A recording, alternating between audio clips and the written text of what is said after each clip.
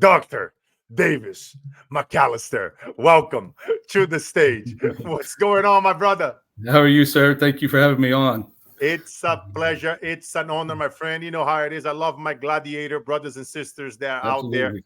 I got the representing sword ready. So represent and serve our beautiful countries, my friend. And a little bio over here, guys, on Dave. From the street to the stars, Dr. Davis McAllister has not only walked the path of resilience, he's blazed a trail for others to follow. His journey from homelessness to high performance coaching proves that with grit, one can transform any battlefield into a boardroom. And my brother, with no further ado, as I often like to say, life's greatest lessons often come from its toughest battles. My question to you, Dave, is your story from being a homeless teenager to becoming an accomplished leader is nothing short of inspiring. What mindset did you adopt to transform your life trajectory at your lowest point, my brother? Walk us through that, as I bet so many listening folks over here could relate big time. yeah. So that journey, it was a journey leading up to that period where I ended up being homeless. I got kicked out of my house, and did not have a really great relationship with my parents growing up. I grew up in the 80s. I was a latchkey kid, which meant that, my parents left at 6 o'clock in the morning. They didn't get back till 7:30, 8 o'clock at night. Bedtime was 8:30. And on weekends, they kick you out of the house until you don't come back until the lights outside come on. And, but, over the long term, it lended itself to not having a great relationship with my parents. But, even still growing up, I had struggles early on. When I was 5 to 6 years old, I was actually tested for mental retardation because I just had a hard time focusing. And what we know now, they didn't diagnose people with ADD or ADHD back then. That's exactly what I had. And I had a really hard time being able to focus. I mean, I couldn't even get through the Sally, Dick, and Jane books. I get through Sally Run, and then I'm off squirreling somewhere else. So, and that you take hits to your confidence and all those things along the way. But in all of that, you start finding ways to adapt. You start finding ways to continue to fight and get through, and because you don't have any other option. And so when it finally culminated to me getting kicked out of the house, I was literally living on the streets. I was, having to beg for food and find food wherever I could and sleep wherever I could. And occasionally I'd be able to stay over at a friend's house. But, the lowest point that I hit was after I'd been out there probably about a month and a half, almost 2 months out of the total 3.5 months. And I just remember laying there looking up at the sky and just saying, you know what, if this is it, I don't want to wake up tomorrow. And it wasn't that I was going to do anything to myself, but it was just, if this is it for me, just don't let me wake up tomorrow. And I woke up. And so it was, okay, now we got to take a new mindset, new attitude. How are we going to get out of this? How are we going to, take that determination and that motivation to change our course? And at the time, I was actually supposed to go play college baseball. And, I had lost all that because of my situation. And the only recruiter that we had show up to the school was an Army recruiter. And so they said, hey, we'll pay you. We'll give you a place to stay. We'll give you food to eat. We even give you clothes. Just do what we tell you to do. And I'm like, sign me up, because and then I ended up in a scenario where, in a job field where quite often I was having to sleep outside. So it was it was adaptation at that point. But the overall mindset though, one of the pivotal mindsets that I adopted was how to view adversity. And look at it as more of a teacher rather than an obstacle. So that shift allowed me to focus on what I could learn from each challenge, whether it was patience, adaptability, or just simply the courage to keep moving forward, even though everything in your body is telling you, I don't want to, or I can't. Your mind is stronger than your body. And so I embraced that accountability, and I made a point to look at myself and ask myself, what could I change or do better rather than letting my circumstances dictate my future? So as I moved into leadership roles, both in the military, and then after I got out of the military, I owned businesses. And that foundation of resilience has helped me to understand that setbacks are often just setups for future success. And so that mindset not only transformed my own trajectory, but became something I strive to instill in others. And it's the belief that we can always adapt, grow, and lead with purpose, no matter where we start. Yes. No, man, I love that, brother. I love that. As you and I know, we learned so much from Yeah. military and being on the streets. Yeah. It's total chaos. I often say, great leaders aren't defined by titles, but Mm-hmm. by how they handle the toughest moments. Yeah. And speaking of toughest moments in military, how did your Mm-hmm. military experience as an interrogator and counterintelligence specialist, which I love this stuff, Yeah. shaped your leadership style? Is there any crazy stories that you're allowed to share that's not classified? Yeah, I could probably share one story. I'll have to scrub it quite a bit, but just my military experience as in general as an interrogator and counterintelligence specialist, and it was one of those things. Initially I went in as just an interrogator and a linguist. I had to learn different languages, and then the Army put through an initiative to where they wanted us to cross train in counterintelligence, and they were taking two jobs and merging them into one. So we ended up all getting cross trained. But it became foundational in shaping my approach to leadership. So when you're in the field, you're dealing with things that are incredibly high stakes situations where the ability to understand people and build rapport can make or break your mission. I mean, we're talking about just a single piece of intelligence information can mean life or death. I can't tell you how many scenarios that there are if you go back through military history where there was just detrimental things that happened to our soldiers or sailors or Marines, and somebody had the intel somewhere that could have made the difference. And so it's extremely important to make sure that we, understand that we get everything out into the hands of people that need to be able to use it. And so I learned quickly that leadership isn't just about giving orders. It's about listening, it's about empathizing, and it's about reading between the lines to assess the true needs of your team. Now, my story, it somewhat relates to that, but you asked for a cool story, so this was my cool story. So I'm actually going to show you. So I got this, maybe a little bit hard to see, but it's a gold medallion, and this was given to me by a general. And so how I got that was I was selected when I was stationed over in Korea. I was selected to go up and be an interpreter at Panmunjom, which is the little city that they've established that's in between North and South Korea. They have the buildings that you can go in and they do negotiations. And when you go in, there's a big, huge table, with a blue stripe down the middle that designates between North and South Korea. And in the back, each corner, there's an interpreter's box. And so the interpreter is supposed to go in there, put on a headset, and they got a microphone, and they're listening to what's being said, and they're translating into the microphone so that whoever's the dignitary is can hear what I'm saying. And for whatever reason, this time he told me wear my dress uniform, which you're supposed to anyway. And but instead of having me back in the box, he asked me to sit next to him. And so I was like, okay, I mean, that's different. And so, I sat down, and we're just going back and forth, and, the North Korean side, they're talking and I'm translating over, and then they have their own interpreter. And so he's speaking and I'm listening to what they're interpreting to make sure that it's accurate. And every once in a while you got to interject because they'll change something and you've got to say, no, that's not what was said. And so sometimes there's those little interjections, but it started getting heated.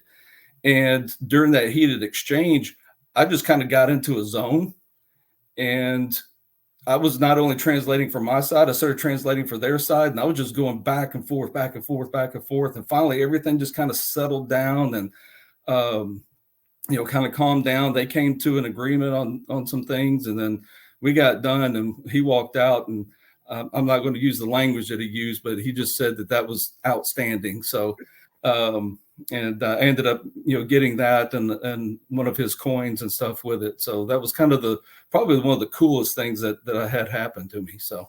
No, man, that's awesome, and I love stuff like that, and it's pretty cool. And it's so cool, guys. We learn so much in military that we can apply a lot of those principles in life. I often, when I'm speaking on stages around the world, I use a framework that I call LAT. L stands for we got to listen more, right? Whenever I'm traveling, let's say if you're out of the house traveling for a few weeks, whatever, you come back, the wife is handling the kids and everything, So when you come home, wild women, what do they do when they hang out with other women? They love to talk and they listen to one another. So the L means listen more, right? And the A, and this is something that CIAs, FBI, interrogators, military folks in high trainings, we all go through this type of trainings. The A means ask more questions. The person, you guys heard that in many personal development certifications and trainings, the person that asks the most questions is in control of the conversation, right? You ask more questions. People love to talk about themselves. And then the T, it's amazing. It's the reason why I'm married for 19 years and counting. Just kidding. Not really. Maybe it is. And the T means for tell me more. So whenever I'm out for a few days or a few weeks traveling, or if I was able to, often when you are talking, you're speaking, and they want you to hang out, spend an extra day. If you're in Dubai, the royals, no, Carlos, you spend an extra days. Like, man, I was supposed to take the wife on a date, and now you're putting my 19 years into trouble. But when that happens, my friends, all you do, sit down. Tell me more. So LAT, a little gift for you guys listening to the great David stories here. Yeah. And but as say again, Dave. I was going to say, one of the things I just want to kind of bring out is one of the things that experience taught me was patience, the importance of trust, and that ability to be able to, as you said, listen. Actively listening to, and when you're in leadership, that's actively listening to your team, actively listening to your kids or your spouse, and making sure that you're given 100% focus. Leadership's not about control. It's about creating an environment where people can feel empowered to be able to contribute and be their best. Yes. No, amen, my brother. Amen. And it's the little things too, right, David? It's like I often talk about less is more. It's just like, by listening, you're walking around the floor and you see an employee down, like real talk. How you really feeling? Just no HR in the room. Let's talk. Go for a coffee. Go for a walk around the facility. And it's those little things that people sometimes they take it for granted, right? That they'll walk around the building. I don't care if it's nothing outside. Just walk around the damn parking lot and really kind of hear that person out. Sometimes that little act, like, oh, wow, the boss took me out for a walk. He saw me down. He told me that I could have kept it 100. And, it was an off the record conversation. Let's go. It's the little stuff, and I want to take a quick pause, letting you guys know, our mission, it reaches far beyond the, inspiring leaders, which you guys know, I love interviewing incredible leaders like David. But this show, guys, as you guys know, is free. It's all about bringing you guys massive value and taking the best, right? As you guys know, I try to ask great questions to my guests so they can bring great value like David's been bringing here to you guys so that we can help even more people. You guys know David's been in military. I've been in military. We are servant leaders. We love helping people. And I often talk about this platform. He is creating a platform for those whose voices often go unheard. Many of you guys are listening to us, and I bet you will love to be more out there. And that's the goal with this show, is to bring you guys great knowledge, great strategies, so that you guys can get out there. And, serving people right now, they are going through tremendous chaos. You guys know I'm big in going out there on the streets, serving people in Brazil, in the US, people that are hungry, people that work on the streets, families that are not eating right now. So whatever we make from social media, from raising money through our show, from our guests who are kind to donate money towards our causes. Shout out to Davis, just beautiful heart leader, donating to our causes. So I just love showcasing stories of leaders. So if you guys are listening to me, you're an amazing, you have an incredible story like Davis. You have something to share. You have something that you leave other people in a better place. You have something that is going to leave them way better than what you found. just like David been helping so many people out there. I want you guys to listen to some of the interviews that he's been doing. I've been on his show, and he put great shows out there interviewing people. And that's what life is about. It's about being a person of value, do more for others than anybody else is out there. If you guys have a great story, if you want to add some value, if you want to be potentially be selected to be a guest on my show, tell me your story. Send me an email, Carlos. I'd love to be on your podcast. Let's chat, let's connect, and we'll go from there. You guys can DM me, podcast interview, or you guys can send me an email at info@carlosinspire.com. Back to the show, my friend Davis. Adaptability isn't just a skill, is a survival tool, as we both know, my brother. How do you translate high-stakes strategies learned in the military to the corporate space where we can help more leaders improve their teams and profitability? Yeah. One of the things that I'd like to point out, I do have a couple books that I've, one that it's already out, and I've got one that's about to come out. And it's funny, they're called the Interrogator's Guide series. And I talk about how I've been able to take some of these things and translate them into the business world. So the first one's about sales mastery, and then I've got leadership. But when we look at high stakes military situations, there's not a lot of room for error. And every decision has to be made. You just gave us a great thing about, I want to read it. When are the books are going to come out? Yeah, the Interrogator's Guide to Sales Mastery is already out. It's on Amazon.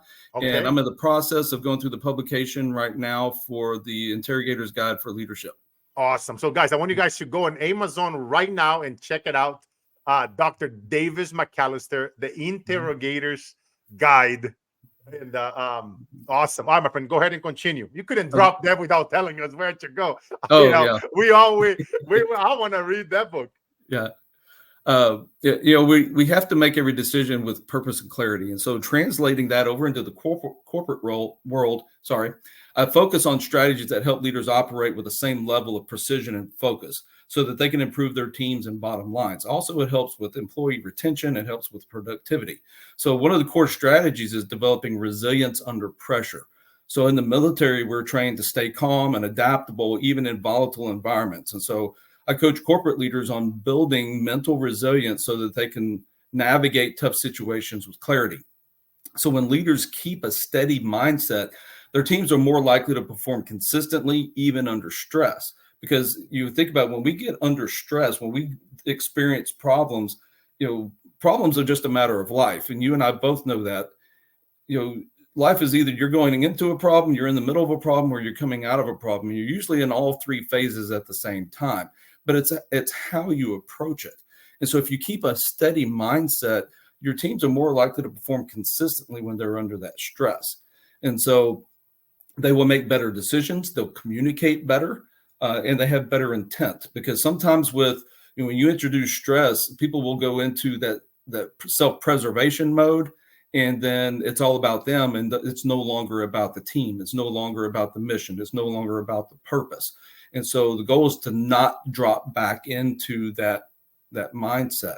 So another critical strategy is leveraging clear communication and trust. So in the military mission requires seamless collaboration, and it does successful businesses as well. So I help leaders understand how to set clear expectations, communicate directly, and establish a culture of accountability. So when teams know their roles and can trust their leaders, they're more engaged and effective, which is going to be in turn enhance efficiency and profits.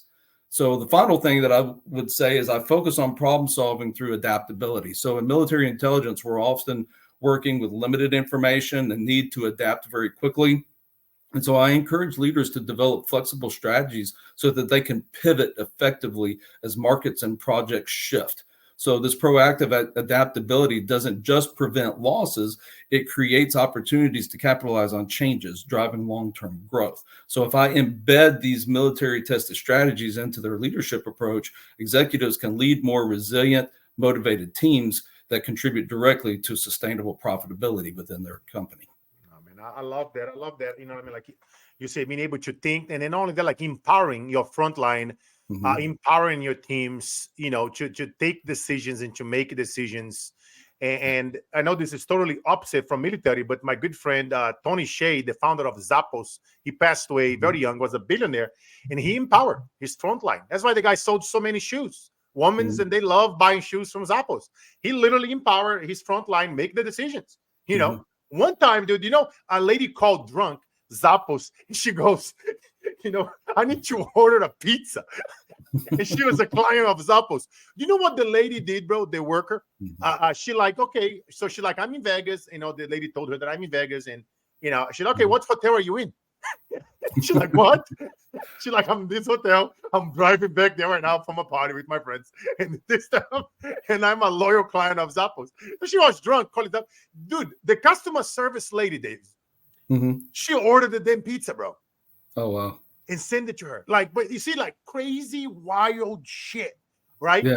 And we're talking about empowering a lawyer. It's extreme stuff, right? But it's the same thing that you and I seen out there, right? You see in the military, I seen in the field, and it's just crazy shit. And we got to be constantly prepared for battle and empowering our people and be able to adapt, right? Like I could have easily win, like my brother when his father was murdered. You know, and he want to go an eye for an eye, but they see that, but that was the imposed message, right? When my stepfather was murdered, the impulse was like, let's go and kill everybody. But no, because you and I know an eye for an eye only makes the whole world blind. Yeah. So we decided that, you know, like, let's not do anything. Like God will make it work. Eventually, the guys that murdered my stepfather, they were caught. Something happened. They all was tortured and they die in jail. But again, they were out there murdering farmers and murdering people that they borrowed money from. They never paid. And then they were setting up those farmers. That's what happened to my stepfather. He got set up. Yeah. And now eventually, you know, God, you know, karma eventually catches up. You know what I mean? You and I, because we have the military and the policeman background, I was raising military and policeman background. Yeah. You know, I'm a 6'5", 300 pounds. We both big guys. That's always going to be the first response. You know, somebody murdered somebody from our family. Oh, let's go get them. But that's when you're like, no, hold up. You know, hold up. Because it will never stop, right? In Brazil, it's like what you've done with shit all the time. They murder somebody from my family. I murder from yours. They murder from ours. It never ends. So when you're going to cut the umbilical cord, let's put it on the side. That's why I told earlier, you know, we're not going to talk about politics, but if we would have just to put political and religious beliefs on the side and actually sit down on a table, you and I know, brother, we could eliminate most world problems. No. But they don't want to do it. And that's why leadership, it starts with us. It starts with us leading our streets, our communities, our neighborhoods, like, you know, the stuff that they talk about in the Bible. Help your neighbor, right? And now we can help others. Start helping ourselves first, like oxygen mask in the plane. Help yourself first. Don't be like a nonprofit. And go out there, make some money, invest in great people for your company. Now you'll be able to buy your time back. And now we can go and do what we love to do, speaking on stages, doing interview, having conversations like this, like a real talk conversation to help people. And speaking of crazy shit and crazy, you know, stuff that happened in our own lives, brother, and yours and mine. I mean, every setback is a setup for a comeback, as we know. Somebody probably stolen that from the Bible, but you also face, you know, challenges that many would find insurmountable, right? In life, you know, as a kid, teenager, homeless, military, out there doing, you know, your counterintelligence and interrogations. I know some stuff we cannot talk about it because it's classified, but what advice, you know, do you have for leaders like they are facing right now, like something that seems impossible to fix? What is something with your experience that where should they go first? So the first thing that I always tell them is seek first to understand. Okay, and that's applicable in a whole lot of situations. If you have a conflict going on, if there's something going on in your company, you have people that aren't getting along, you have something is not going according to the goals and plans that you have set out, seek first to understand. Don't react. You know, you got to take that deep breath and don't react. Don't be reactive as a leader. You need to be proactive, okay? And you can be reflectionary, but don't be reactive. And so, because what happens is a lot of leaders, they start getting under stress. They start seeing that there's a problem. You know, I'm feeling caged. I'm feeling trapped. And then what's the natural tendency? Natural tendency is to react, whether it's lashing out when communication or making, you know, drastic decisions or, not sitting down and refocusing. My wife says this all the time because, as long as I've lived, I'm still going to have issues, still going to have problems that we're going to have to deal with and overcome. They may not be as insurmountable as the ones that I've encountered before, but they apply to what we have right now. And sometimes when you don't know what to do, the best thing to do is float. Yeah. Just lay back in the water and just float. And a lot of times, if you'll just do that, take that pause, take that time to self-reflect and just set it aside, it allows you to be able to refocus, and the picture will become a whole lot clearer for you. Dude, you just made me realize when I was young, my cousins and I, we were like in the beach, and you know how the beach sometimes when the water goes up and down, and then water actually start coming, it went around us in a circle, and we got trapped. By that time, the water was already high, and we started swimming, and the waves was bringing us back. And I was like, and I'm like I'm like a shark in the water. But my cousins, they were not. It was a girl cousin and a boy cousin, and they were like about a year or two young apart. Yeah. And I told them, guys, it's not gonna work. I'm a strong guy. I'm like a fish in the water, and I'm like butterflying over the waves. Yeah. And I say, guys, we're gonna have to change. We're gonna have to adapt here right now. And so here's the situation. We won't be able to. Let's wait for the things to calm down. Let's start floating. Let's start floating. I'm gonna flow my big ass to the coast. You choose stay here, and and then, but if my cousins start freaking out, okay, don't worry, I'll try to take you, but float. Hold on to my leg. Now I'm floating and I'm going nice and calm. A few butterflies floating. It's so true. You're talking about float. Literally, when you say that word float, it brought me back in that time. And the only reason the three of us are survived, or them two, because I couldn't bring myself back. You know what I mean? But the reason those two, and they got beautiful children. Some of their kids, they play soccer in Brazil, like professional and stuff. Yeah. And the reason why they are alive is because they listen. I say, hey guys, I have to kind of yell out, hey, no freaking out. That's not going to work. We're going to die. You guys, it's too strong. But because they listen, they got center and they start floating. We was able to figure it out. I'm going to go take one of you with me, and then hold on, since she couldn't stay back and she was freaking out. Then I went for like probably good 50 feet. A surfer were, surfing. And I said, can you come helping me out and go and get my cousin? And then the surfer went and got my other cousin, the boy cousin. And then we went to the shore, but all because we was like, okay, center, focus. And that wasn't the first time, and but trust me, every time, man, and I'm out there on the water. I love the oceans, I love the water, I like scuba. I go underground caves. Sometimes the oxygen runs out. I gotta swim back up, but I can stay under for 2 minutes and swim back up. But again, when you're doing cave diving, the same thing. Yeah, we are big boys. If you get stuck down there, you gotta take the shit off, and now you gotta swim your ass back up, and you better make sure you can hold it. You're practicing being underwater for a minute or two so you can make it all the way back up to surface. But again, it all goes back to what you're saying, adaptability. Prepare ahead of time. Don't wait for the tsunami to hit, right? Be around leaders like David.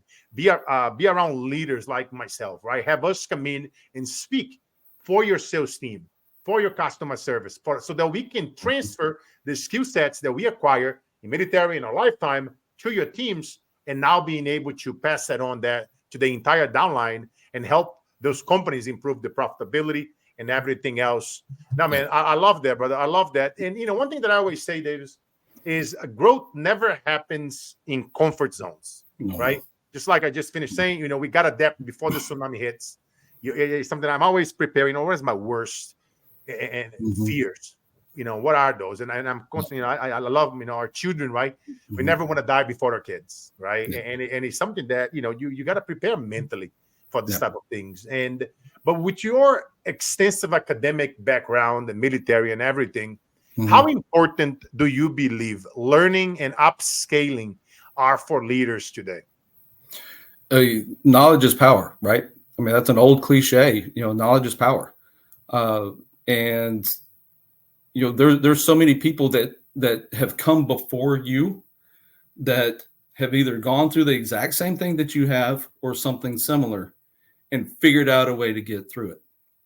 And so if you don't continue to obtain knowledge, if you don't continue to read, I mean, how many statistics are out there that shows that the top 1% of leaders in the world are avid readers? And they have an extensive reading list. They listen to, some of the top minds of the world as far as, leadership. And it doesn't really matter if it's necessarily military or people that have, run businesses and corporations.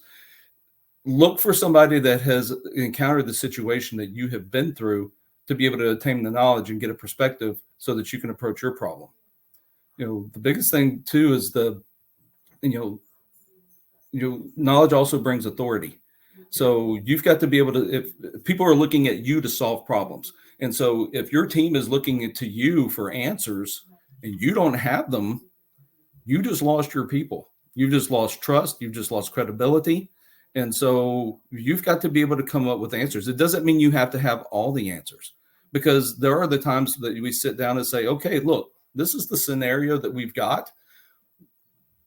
Everybody look at it from their perspective. And what do you see as the possibilities? What do you see as the problems? And what are the things that we could possibly do to address those problems, and then put it together as a team to be able to address that problem? You don't always have to have all the answers. Okay. And a lot of leaders think that way. I mean, how many times have you come across somebody that you can't tell them anything? Yeah. They already have this perspective. They know everything. They can't learn anything. And I'm sorry, but the minute that you think that you can't learn anything and you can't grow, you are now dying. There's no such thing as stagnation. You never stay the same. You're either growing or you're dying, because everything else around you is continuing to move, and it's either growing or it's dying, and you're going to be moving right along with it. So that's real talk, brother. That's real talk, man. And I love you, brother, because you truly walk the talk, as a leader. I mean, as you are a father of 5, you are successfully married for a while, like myself. I'm going to be 20 plus years. Yep. Yes, sir, man. I'm getting there, brother, with you. 19 in December, my friend. God bless you and your spouse and your 5 kids. And, you often judge a parent by how the kids are, you know what I mean? And you guys are doing an incredible job. And that's what the best leaders, they build, right? We build legacies beyond ourselves, right? For kids, the teams that you and I empower, all the companies that we have helped, the teams that we empower out there, in military. I happen to mentor a lot of folks, they come off military. Sometimes, they go through some crazy stuff overseas. And, I've seen might go wrong. They might shot, a kid or a woman by mistake. And those things, it hunts us down. And sometimes it takes a lot of conversations and empowering and letting them know that life sometimes, crazy shit's going to happen, but we got to move on. You know what I mean? And we're not going to, do something crazy like end our lives, as you and I see, is a big problem. That's why I love supporting veterans. And it makes me sad when I see a veteran on the street, asking for money and doing drugs.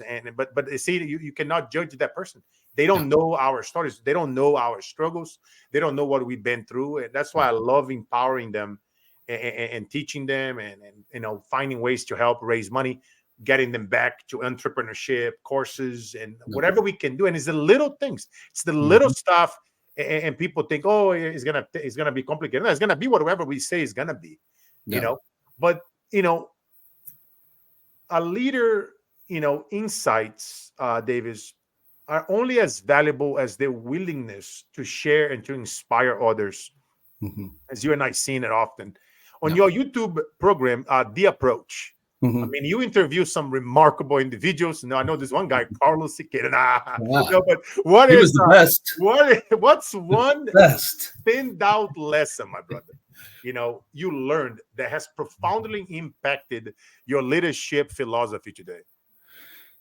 The thing that I've learned, especially from doing the show and having the different people that I've on. I mean, I've had Navy SEALs that, retired Navy SEALs that have operated at different levels. Some of them on the commander level, some of them as a warrant officer, some of them were, finished as they were enlisted. I got to interview the, Air Commodore for the RAF. I mean, I love this stuff, man. I had somebody on Team 6 the other day.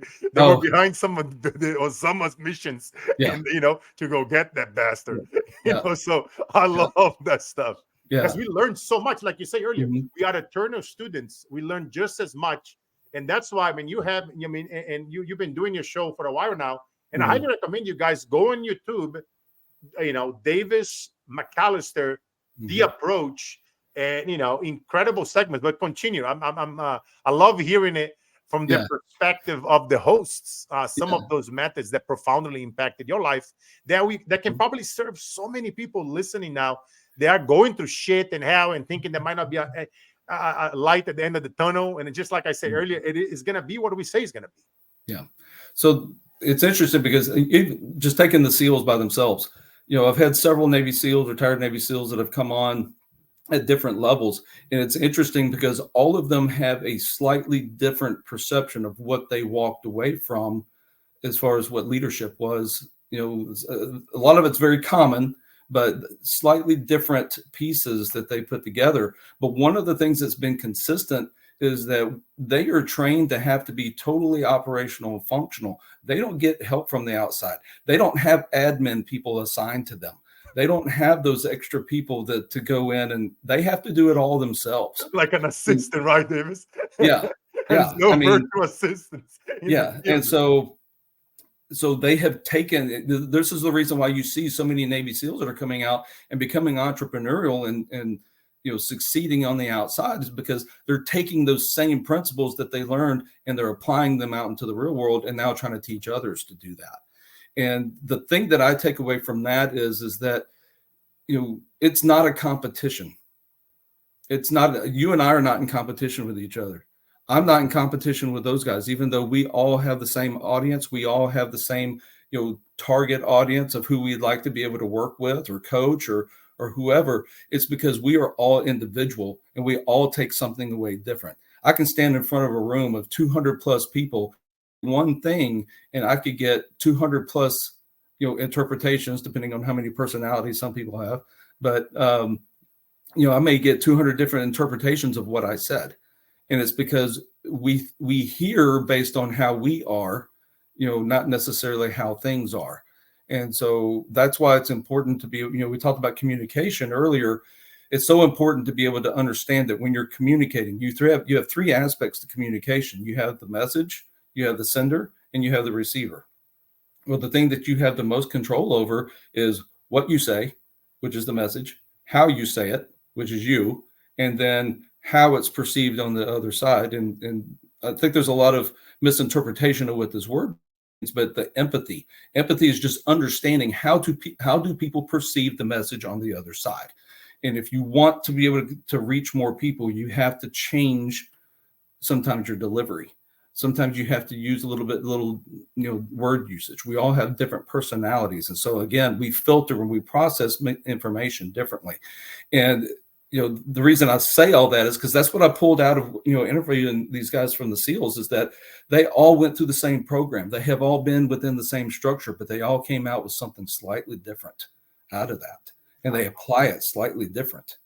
I love it, guys. You guys got to check it out, AKA The Approach, Dr. Davis McAllister on YouTube. He's dropping, we were just talking before the show, YouTube is a great source. I know we are going live now here on Instagram, LinkedIn, Facebook, and X. Also, YouTube as well. And then every Monday and now Wednesdays, we're going to be dropping episodes as well here and there. At the same time, 7:17 a.m. Pacific time, carlosinspireshow.com. But, and speaking of that, David, before I get into the final question, time is going so fast. We're almost 40 minutes into the show. As you guys know, I like to keep the show within 40, 50 minutes max. Yeah. And David, what is the best place that they can continue this conversation? We know that the book, The Interrogator's Guide, is on Amazon. But what else can they follow up with you? Where do you spend most of the time on social media? Or is it better for them to go on your site? What is the best place to carry on and continue the conversation, brother? Yeah, so I'm on LinkedIn. I'm active on Facebook. I need to actually start an X account. I haven't started one yet. Yes, you already know, brother. I'm with the accountability. Navy SEAL, brother. We're gonna do it. Yes, sir. Yeah, so I need to start an X account. Elon is spending so much money. You guys see me pounding about this topic in other episodes. Yeah. He's spending a lot of money. You guys know the deal. If we get on things early on, the social media companies, they will give us the viewers and the impressions for free. You guys know me. I got early on Reels on Facebook. I was able to get millions and millions of views and impressions at what?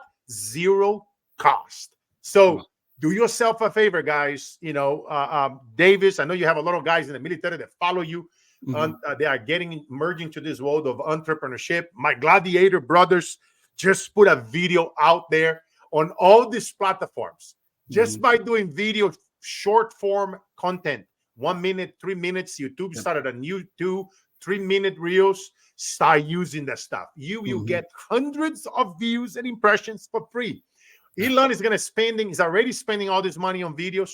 Why you guys think I'm streaming this on X? I don't care if I get 5 or 10 views on X right now, but once the stew start, cooking, we'll get thousands, if not millions of impressions and views. $0. We can use that money, help out our veteran friends, help out the kids on the street, donate more money. You guys know me. I'm always out there on the parking lots looking for moms with children selling their strawberries and oranges and asking them how much you make for the day. And here's, double that. Go have a great time. That's the stuff. I don't like to post those things because when I was in the streets, my mom was in the street, I would have hated somebody with a camera on my face. But you guys know me. From time to time, I do post it to inspire you guys and show the proof. But, go do things that's between you and God. How much are we donating above and beyond the tax bracket? What are we doing that we are not posting on social media, right? You guys know me. I'm big when it comes to ending hunger. But go ahead, David. I get fired up with these things, man. Whenever I have my veteran brothers on the show, I cannot help it but to, want to serve you guys. I pray that we can sell, 100 copies of the Interrogator's Guide between now and the holidays, guys. Let's go ahead and help David. You guys want to get better, as leaders with communication and what you do, go on Amazon. Go buy my brother Davis' book, The Interrogator's Guide. And he's going to be launching the whole series. Go through the series. I'm telling you, you learn a lot from my military brothers and sisters. And what is the best place to hang out and to follow you, Davis? So you say you on LinkedIn, you active there, Dr. Davis McAllister? Dr. Davis McAllister. I'm on Facebook quite a bit. And I have a little bit of an Instagram, but I don't concentrate so much on Instagram as much. A little bit on TikTok. I put out a lot of short videos just out on TikTok, trying to draw attention, especially to a lot of my guests. But I also have my own website. It's drdavismcallister.com. And if anybody's interested in ever having me come out and speak, or if they're interested in any of my programs, they're more than welcome to go onto my website and they can reach out to me through there. Or you can just email me at info@drdavismcallister.com. No, guys, I highly endorse my brother Davis here on the show, guys, and check it out. And you guys know me, it's not just because, he's military veteran and I was as well. It's because, he's been out there. You guys know, father of 5, been married for more than 20 years. It's like, that's how you judge somebody for the things that we do and we accomplish and out there. And sometimes there are things that happen on the back end that's way more important than having 1 million followers or having the celebrity clients and the athletes and blah, blah, blah. It's like, what are we doing? Like, the magic that's happening real time. And my friend David, we get to the last question of the show, which it's 50 years from now. And it's your eulogy. You are 100 years old. And your best friend, one of your loved ones, is going to be reading it. And I'm going to be there if I happen to be still alive. I'll be smoking a cigar, listening to some AC/DC Thunderstruck, or TNT. We are dynamite, and that person's going to say, Dr. Davis McAllister was ... In your own words, my friend, who was Dr. Davis McAllister? Dr. Davis McAllister truly cared, and he truly poured into people. He wanted people to succeed. He wanted to see people overcome. He loved being able to see the smile on their faces when they did something they never thought they could. And he's dedicated his life to that. And the evidence of that is that when I look out across this room, there are hundreds of people that he has impacted and influenced. And that is the real sign of how much influence and impact he truly had by the number of people that are here today. Wow. Ladies and gentlemen, there you have Dr. Davis McAllister. Incredible episode, my friend. God bless you, my brother, and all that you do. And I'm looking forward. I already know people are gonna love this episode. We're gonna see some great engagement on LinkedIn. Shout out to all my friends on LinkedIn. I know today's election day. We are live. We actually get quite a few people here watching. I'm watching it, looking at the numbers, and I appreciate you guys. If you guys are here on the replay, if you guys buy Dr. Davis McAllister book, let me know. I love surprising people. Anybody that help out my military friends, I support. And like I said, man, I highly recommend following Davis and having him come in and speak to your team, to your group. And let's rock and roll, brother. I appreciate you again, my friend. I'll be here today showing up, full blown as always. And rock and roll. And guys, you guys know the drill. Life is all about the mission, never the commission. And if you ever feel like giving up, pull that trigger, jump that bridge, do something stupid, reach out to Dr. Davis, reach out to me, send us a message before you do it. At least give us a shot to talk to you for a minute or two before you do it. Yeah. And remember, imagine two big boys over there on your left and on your right, looking at you in the I'm not eyes. as tall as you, but I'm pretty thick. So giving you a hug, looking you in the eyes and saying, the days that breaks us are truly the days that makes us. All right, let's go.